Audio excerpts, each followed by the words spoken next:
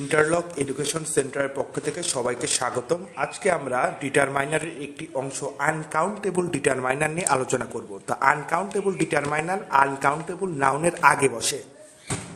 তা আনকাউন্টেবল নাউনটা কি? Uncountable noun হলো যে নাউনগুলা গণনা করা যায় না, সেগুলাকে বলে uncountable noun.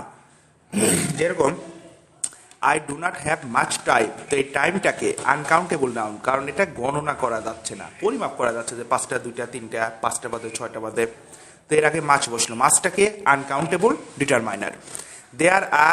There is very little milk, মিল্কটা কি? আনকাউন্টেবল নাউন, এটা গণনা করা যায় না, পরিমাপ করা যায়, সুতরাং এটাকে আনকাউন্টেবল নাউন। এর আগে কে বসলো? লিটিল, লিটিলটাকে uncountable determiner. She did not have much sugar, তার কাছে প্রচুর চিনি নাই, তো এই চিনিটাকে এটাও uncountable noun. I would take a little salt, সল্টটাকে পরিমাপ করা যায়, গণনা করা যায় না, আনকাউন্টেবল নাউন। তার আগে এ লিটিল, মাছ, এগুলোকে আনকাউন্টেবল ডিটারমাইনার। তার মানে এগুলোর আগে কি বসাতে হবে? Uncountable determiner.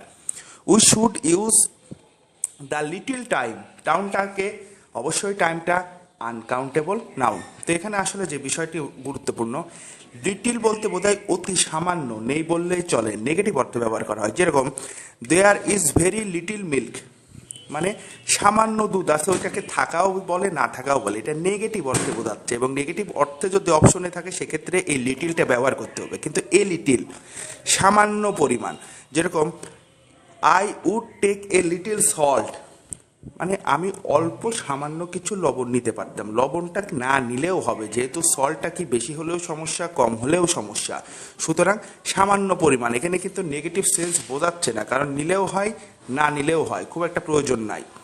Are the little মানে সামান্য যেটুকু আছে সবটুকুই নিতে হবে।